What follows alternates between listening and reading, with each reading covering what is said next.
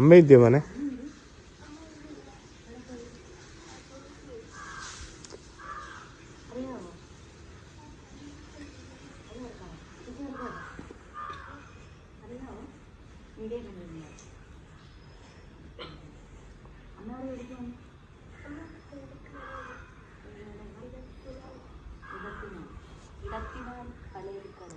എടത്തിനാൽ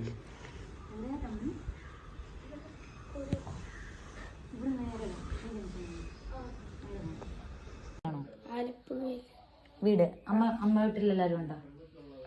അമ്മയുണ്ട്, അനിയന്മാരുണ്ട്, രണ്ടുപേരുണ്ട്. അച്ഛൻ പട്ടാളത്തില്. പേരെന്നാന്ന് പറഞ്ഞ അച്ഛനെ? സതീഷോ? രതീഷ്. കുഞ്ഞിന്റെ പേരെന്നാ? സതീർത്ത്. എത്രാം ക്ലാസ്സിലോ? 9-ലോ? 8-ല്. തന്നെയാണോ? പേടിച്ചു പോയ കഥയൊക്കെ ഇപ്പൊ ഉറക്ക വരണം തോന്നല്ലേ? ആ, 8ാം ക്ലാസ്സിലോ? മോനും അമ്മയും മാത്രമേ ഉള്ളൂ? മോനറിയാവോ ഇങ്ങനെ അമ്മ ഇങ്ങനെ നൈറ്റ് ഇടുന്നത്? അറിയാത്തവരായിട്ട് ആരും ഉണ്ടാവില്ല. ഞാൻ അവരെ കുറിച്ചൊരു വീഡിയോ ചെയ്തിട്ടുണ്ട്. അതുപോലെ തന്നെ ഭയങ്കര സബ്സ്ക്രൈബേഴ്സും കാര്യങ്ങളൊക്കെ ഉള്ളൊരു നല്ലൊരു യൂട്യൂബേഴ്സ് തന്നെയാണ്. അപ്പോൾ അവർക്ക് വന്ന ബാഡ് കമൻറ്റ്സ് ഇട്ട ആളെ കയ്യോടെ പൊക്കി എന്നുള്ളൊരു ന്യൂസ് കാണാൻ കഴിഞ്ഞു. അവർ അവിടെ നേരിട്ട് തന്നെ പോയിട്ട് പൊക്കി എന്നാണ് അറിയാൻ കഴിഞ്ഞത്. ഇങ്ങനെ തന്നെയാണ് വേണ്ടത്. ബാഡ് കമൻറ്റ്സ് ഇടുന്നവരെ ഇങ്ങനെ തന്നെയാണ് ചെയ്യേണ്ടത്. നമ്മൾ ഇവരുടെ ഒന്നും ചിലവിലല്ല നമ്മൾ ഓരോ വീഡിയോസും കാര്യങ്ങളൊക്കെ ഇടുന്നത്. ഇപ്പോൾ നമ്മുടെ എഫേർട്ട് എടുത്ത് നമ്മൾ ഓരോ വീഡിയോസുകളും കാര്യങ്ങളും ഇടുന്നു. ഇവർ വായി തോന്നിയ രീതിയിൽ പല രീതിയിൽ കമൻറ്റ്സ് ഇടുക. അതുപോലെ റാണി എന്തോ ആണെന്ന് തോന്നുന്നു ആ പുള്ളിക്കാരുടെ പേര്. അവരെന്തായാലും കയ്യോടെ പൊക്കിയിട്ടുണ്ട്. അത് നല്ല കാര്യം തന്നെയാണ് എനിക്ക് പറയാനുള്ളത്. അപ്പോൾ അവർ എടുത്ത കുറച്ച് വീഡിയോസുകളും കൂടെ ഉണ്ട് കേട്ടോ. അതൊന്നും കൂടെ നമുക്കൊന്ന് കണ്ടിട്ട് വരാം. അറിയാമോ? അമ്മ എന്താ പറഞ്ഞു? ഇങ്ങനെ കമന്റ് ഇടാറുണ്ടോ? അമ്മേനെ പറഞ്ഞോ? അതോ ആരെങ്കിലും വിളിക്കുന്നുണ്ടോ അമ്മേനെ? ആരുമായിട്ട് കോണ്ടാക്ട് ഒന്നുമില്ല? എവിടെയാണ് കറക്റ്റ് അമ്മ ജോലി ചെയ്യുന്നത്? ഇവിടെ ഇടത്തിനാന്ന് പറയുന്ന പലചരക്ക് കടയിൽ. ഇടത്തിനാൽ. അച്ഛനില്ലേ? പട്ടാളത്തിൽ. ഓ, ഇവിടെ തന്നെയാണ് നിങ്ങളുടെ നാട്? അല്ല, അമ്മയുടെ വീട് ആലപ്പുഴയില. അച്ഛന്റെ വീടാണോ ഇവിടെ? അല്ല, അമ്മയുടെ വീട്. അച്ഛന്റെ വീട് കൊല്ലത്ത്. ഫോൺ നമ്പർ ഉണ്ടോ അമ്മയുടെ? അല്ലെങ്കിൽ കടയിലൊക്കെ പോയി നമ്മള്? അതെ, ഫോൺ നമ്പർ തരാമോ? നിങ്ങൾ എഴുതി തന്നെ.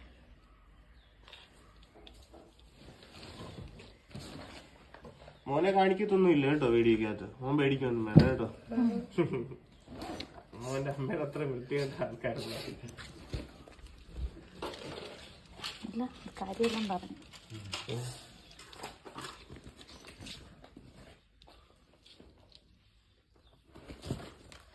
സ്കൂളിൽ ആരും ചോദിച്ചോ മോനോട് ഇങ്ങനെ അമ്മയുടെ വീഡിയോ കുറെ പേര് ഇട്ടില്ലേ ഇങ്ങനെ മോശം പറഞ്ഞിട്ട്? ആരും ചോദിച്ചൊന്നുമില്ല?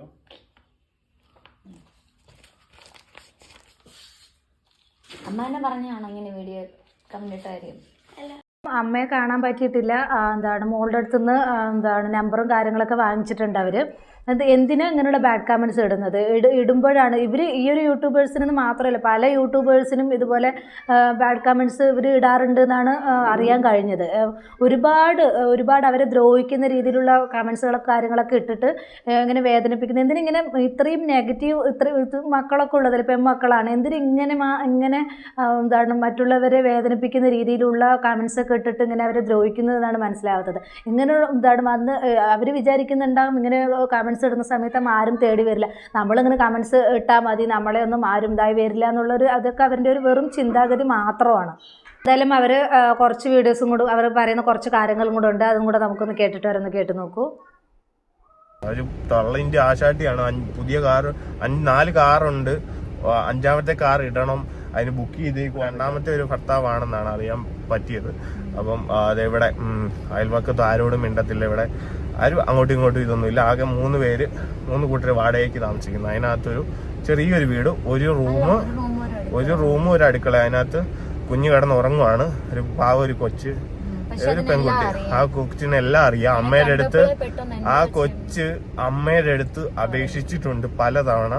അമ്മ ഇങ്ങനെ നെഗറ്റീവ്സ് ഇടല്ല, അമ്മയെക്കുറിച്ച് എത്ര പേര് വീഡിയോ ഇട്ടു, ഒരിക്കലും ഇടയില്ലെന്ന് അവരപ്പം പറയും ഇടത്തില്ലെന്ന്. പക്ഷെ എന്നിട്ട് ഇത്രയും വൃത്തികേടുകൾ വന്ന് പിന്നെയും ഇവര് ആരും ഇവരെ അന്വേഷിച്ച് തപ്പി ഒരിക്കലും വരത്തില്ലെന്ന ഒരു പ്രതീക്ഷയിലാണ് അവരിങ്ങനെ പറഞ്ഞ കുറെ കാര്യങ്ങളൊക്കെ ചിലവരുടെ സത്യമുണ്ട്. അവര് പറഞ്ഞായിരുന്നു ഇവിടെ ഒന്നും മടുക്കാൻ പോലും പറ്റത്തില്ല, ഇവിടെ CCTV ക്യാമറ ഉണ്ട്, അഭിഷേകം വന്നു നേരെ സത്യമാണ്. CCTV ക്യാമറയും കാര്യങ്ങളെല്ലാം ഉണ്ട്, സെക്യൂരിറ്റി ഉണ്ട്, എല്ലാ കാര്യങ്ങളും ഉണ്ട്. പക്ഷെ ഇവിടെ സെക്യൂരിറ്റിയോട് ചോദിച്ചപ്പോ തന്നെ അവര് ചിരിക്കുകയാണ്. ആള് കണ്ടിട്ട് ഒരുമാതിരി അയ്യെന്നുള്ള ഒരു ചിരിയിലാണ് ചിരിക്കുന്നത്. അപ്പൊ കറക്റ്റ് കാരണം ഒരാളെ അങ്ങനെ കാണിച്ചു തന്നു, എവിടെയാ വീടെന്ന് ഉൾപ്പെടെ കറക്റ്റ് കാണിച്ചു തന്നു. അപ്പം ഇത്രേ ഉള്ളൂ. ഒരു സ്ത്രീ അത്ര ഒരു സ്ത്രീ ഭയങ്കര വലിയ ആളാന്നും പറഞ്ഞിട്ട് വന്നിട്ട് സംസാരിച്ചുകൊണ്ടിരുന്നു. ഏത് സാഹചര്യത്തിലും നമ്മളത് ബാധിക്കുന്ന കാര്യമല്ല, നമ്മളും വലിയവരാണല്ലോ പറയുന്നത്. അല്ല, ഒരു പെൺകുട്ടിയുള്ള ഒരു അമ്മയല്ലേ പറയുന്നത്. അത് മാത്രമല്ല, അവർ നിൽക്കുന്ന സാഹചര്യം അതുപോലെ തന്നെ അവരും ഒരു സ്ത്രീയല്ലേ, അവരൊരു അമ്മയല്ലേ. അവരെ ഞാനൊരു മോശമാണ്, ഞാൻ ചെയ്തിട്ടുള്ള കാര്യങ്ങൾ ഇങ്ങനെ വിളിച്ചു പോകുന്നതിനൊരു ഇതുണ്ട്. പക്ഷെ ഇത് ഇങ്ങനെ ഇരുന്ന് മറ്റുള്ളവരെ ഒളിപ്പിക്കാൻ വേണ്ടിട്ട് ഒരാളെ തന്നെ ടാർഗറ്റ് ചെയ്ത് ഇത്രയും വൃത്തികേടുകൾ വന്ന് പറയാം. നമ്മളെ മാത്രമല്ലല്ലോ ഇവര് എത്ര സ്ത്രീകളെ ഇവരെ ടാർഗറ്റ് ചെയ്യും. അപ്പൊ ഞങ്ങൾ ഇന്ന് രാവിലെ ഇറങ്ങിയപ്പം നമ്മുടെ ഇന്നത്തെ ഒരു ഗോളിലോട്ട് എത്തുവോ ഇല്ലയോ എന്നൊരു ഇതുണ്ടായിരുന്നു. പക്ഷെ നമ്മൾ അവിടെ തന്നെ എത്തി. അതാണ് ദൈവം എന്ന് പറഞ്ഞാല്. ഇനിയിപ്പം നമ്മള് തടി പോലും ഞാൻ വരുന്നില്ല കേട്ടോ. കുഞ്ഞ് ഇങ്ങോട്ട് ഇറങ്ങിയത് ഇച്ചിരി ആയപ്പോൾ ഛർദ്ദിച്ചു തുടങ്ങി. പക്ഷെ ഞാൻ അങ്ങനെയൊക്കെ വരുന്ന സാഹചര്യം ഭയങ്കര ഇതായിപ്പോ. പക്ഷെ ഞാൻ ഇവരോട് മിണ്ടാൻ നിന്നില്ല, തിരിച്ചു പോകാന്നുള്ള പോലെ. പക്ഷെ എന്റെ മനസ്സിൽ ഇവരുടെ കംപ്ലീറ്റ് അഡ്രസ്സും എല്ലാം കിട്ടി. ഇനി നമുക്ക് ലീഗലായിട്ട് മൂവ് ചെയ്യാം. അതേ നമുക്കുള്ള കാണണ്ടേ, ഒന്ന് അവിടെ പോയോട് നോക്കാം. ഇത് കടയുടെ പേരുന്ന എടത്തിനാൽ എന്ന് പറയുന്ന പലചരക്ക് കടയിൽ അവര് ജോലി ചെയ്തുകൊണ്ടിരിക്കുന്നത്. എന്തായാലും നമുക്ക് അവിടെ വരെ ഇവിടെ പോയി നോക്കാം. ഇന്ന് കാണിക്കാൻ പറ്റുവാണെങ്കിൽ ഒക്കെ ഒന്ന് കാണിക്കാം കേട്ടോ. അപ്പൊ നമുക്ക് നേരെ അങ്ങോട്ട് എന്താണ് അവർ കയ്യോടെ പൊക്കി എന്നാണ് അറിയാൻ കഴിഞ്ഞത്. നല്ല കാര്യം. ഇത് ഇവളെ മാത്രമല്ല, ഒരുപാട് യൂട്യൂബേഴ്സിൽ സ്ത്രീകളെ ടാർഗറ്റ് ചെയ്തിട്ടാണ് ഇവർ ഇങ്ങനെയുള്ള കമൻറ്റുകൾ ഇടുന്നതെന്നാണ് അറിയാൻ കഴിഞ്ഞത്. എന്തിനാണ് ഇവളൊരു അമ്മയല്ല, എന്തിനും ഇങ്ങനെയുള്ള വീഡിയോസിലും കാര്യങ്ങളും കമൻറ്റുകൾ ഇട്ടിട്ട് ഇങ്ങനെ ദ്രോഹിക്കുന്നതെന്ന് മനസ്സിലാവുന്നില്ല.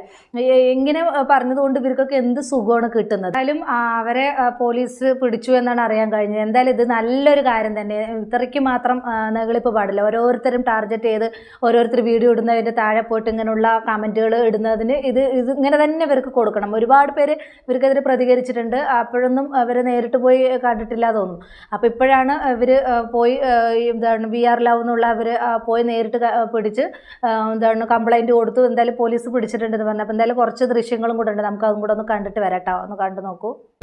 ഒരാളുടെ ഫാമിലിയിലോ അവരുടെ പ്രൊഫൈലിലോ ചെന്നിട്ട് കമന്റ് ഇടാൻ നിങ്ങൾക്ക് എന്താ അവകാശമുള്ളത്? നമ്മൾ അവരുടെ പ്രൊഫൈലിൽ ചെന്ന് അവരുടെ ജീവിതകാര്യത്തിൽ അറിയേണ്ട കാര്യം എന്താണ്? എന്താ ജോലി? എന്താ എന്ത് ജോലി വല്ലോ ഉണ്ടോ? ജോലി തന്നെ. നിങ്ങളുടെ വീട്ടിൽ ആരൊക്കെ ഉണ്ട്? നിങ്ങളുടെ ഭർത്താവ് ഒരു പട്ടാളക്കാരന്റെ കാര്യം പരിപാടിയാണ്. വേറെ ആരൊക്കെ ഉണ്ട് കമന്റ് ചെയ്യുന്നത്? ഇവരൊരു ചാനലാണ്. അതിനകത്തൊരു 10-20 ഗ്രൂപ്പ് ചേർന്ന് ഇരുന്നിട്ട് നമ്മളെ സ്ഥിരം അറ്റാക്ക് ചെയ്തോണ്ടിരിക്കുക.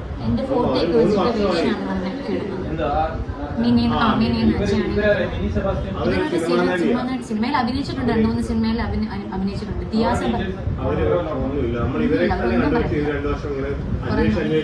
സാറിന് അറിയാം ഇതിന്റെ പുറകെ നമ്മൾ എത്ര ദിയ സെബാസ്റ്റ്യൻ എന്നാണ് ശരിക്കുള്ള പേര്.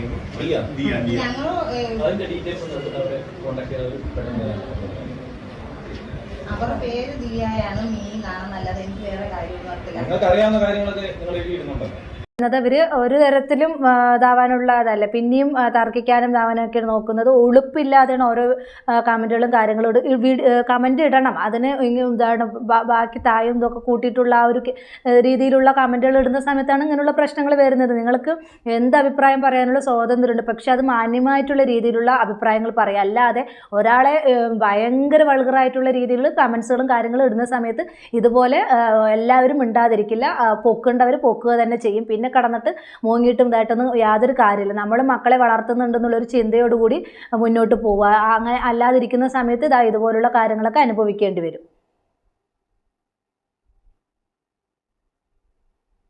എന്തായാലും ഡാനി പറഞ്ഞ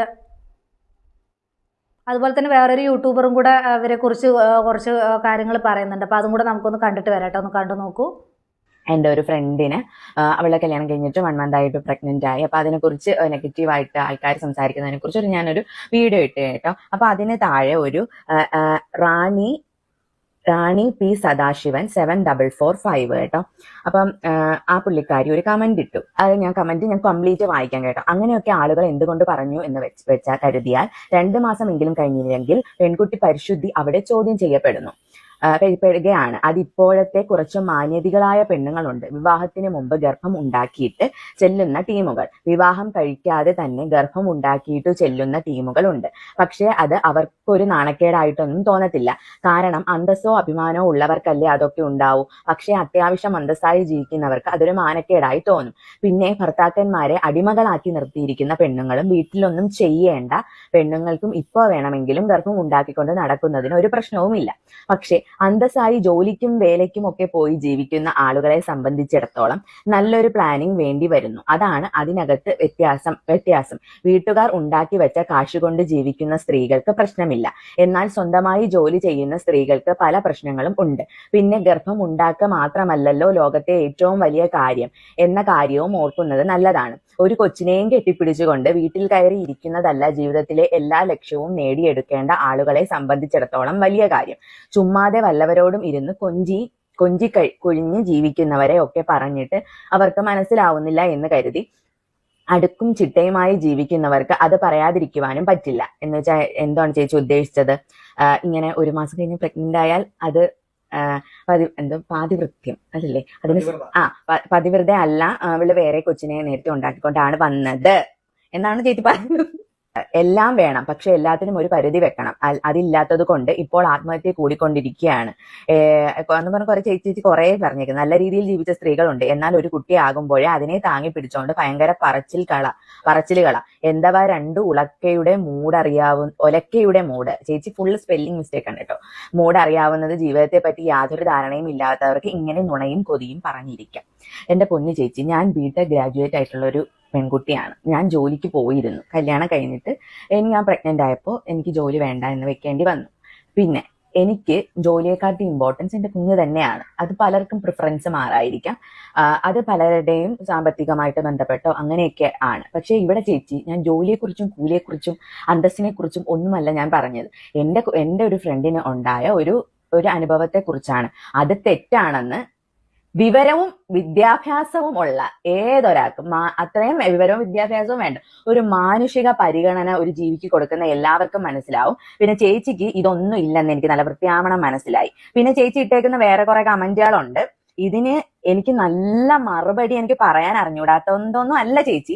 പക്ഷെ നിങ്ങൾക്കുള്ള വിവരം അല്ല എനിക്ക്. ആനി ഡേയ്സ് എന്ന് പറയുന്ന ഒരു യൂട്യൂബേഴ്സിന്റെ പറഞ്ഞ കാര്യങ്ങളാണ് ഇതൊക്കെ. അപ്പൊ ഇപ്പൊ നല്ല കുറെ നാള് മുന്നേ തുടങ്ങിയതാണ് ഇവരുടെ ചൊറിച്ചില്. അപ്പൊ എന്തായാലും ഇപ്പോ VR in Love എന്ന് പറഞ്ഞിട്ട് എന്തായാലും നേരിട്ട് പൊക്കിയിട്ടുണ്ട്. എന്തായാലും ഇനി ഉള്ളത് കിട്ടും. ഇനിയിപ്പോ എന്തായാലും ഇങ്ങനെയുള്ള കമന്റ് ഇടാൻ അവൾക്ക് തോന്നില്ല. എന്ത് തന്നെയാണെങ്കിലും പോലീസ് പൊക്കിയിട്ടുണ്ടല്ലോ. അപ്പൊ അതുകൊണ്ട് തന്നെ ഇനി ഇങ്ങനെയുള്ള ഒരു ഇത് എന്തായാലും നിർത്തും. ഇനി നിർത്തിയിട്ടില്ലെങ്കിൽ ഇതിനേക്കാളും അപ്പുറം ഇനി അനുഭവിക്കേണ്ടി വരുന്നതാണ് എനിക്കൊരു അവസരത്തിൽ പറയാനുള്ളത്. എന്ത് തന്നെയാണെങ്കിലും ഇങ്ങനെയുള്ള കമന്റ് ഇടുന്നവരോട് എനിക്ക് പറയാനുള്ളത്, നിങ്ങൾക്ക് വീട്ടിൽ ആരുമൊന്നുമില്ല. എനിക്കും ഇങ്ങനെയുള്ള കമന്റ്സും കാര്യങ്ങളൊക്കെ വരാറുണ്ട്. നിങ്ങൾക്ക് വീട്ടിലും അമ്മയും പെങ്ങളും അതുപോലെ തന്നെ മക്കളൊന്നുമില്ല. നിങ്ങൾക്ക് ഇങ്ങനെ കമന്റ് ഇടുന്ന സമയത്ത് എന്ത് സുഖമാണ് കിട്ടുന്നത്. നിങ്ങൾക്ക് ആ വീഡിയോ കാണാൻ താല്പര്യമില്ലെങ്കിൽ അത് സ്കിപ്പ് ചെയ്തിട്ട് പോകും. പിന്നെ വെറുതെ ഇരുന്ന് കണ്ട് അവരെ എന്തിനാണ് ഇങ്ങനെ ടോർച്ചർ ചെയ്തെന്ന്, അവരെ ഇതാക്കുന്നത് എന്തിനാണ്? അവർ നിങ്ങളുടെ ഇങ്ങനെ ഒരു കമൻറ്റ് കണ്ടിട്ട് അവർ വീഡിയോ ഇടാതിരിക്കുമോ? ഒരിക്കലും ഇല്ല, അവർ ഇടുക തന്നെ ചെയ്യും.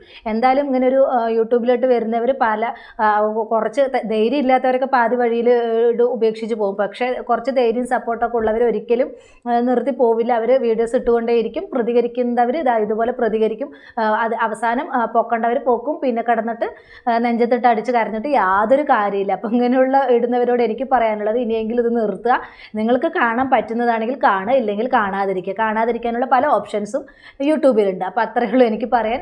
അപ്പോൾ ഇതിൽ കൂടുതലൊന്നും പറയാനുള്ള. എന്തായാലും റാണി ചേച്ചിക്ക് എന്തായാലും വേണ്ടത് കിട്ടിയിട്ടുണ്ട്. ഇനി ഇതിൽ കൂടുതൽ കിട്ടാതിരിക്കാൻ സൂക്ഷിച്ച് മുന്നോട്ട് പോവുക എന്ന് മാത്രം പറഞ്ഞുകൊണ്ട് ഞാൻ എൻ്റെ വീഡിയോ നിർത്തുന്നു. പുതിയൊരു ടോപ്പിക്കുമായി നമുക്ക് വീണ്ടും കാണാം.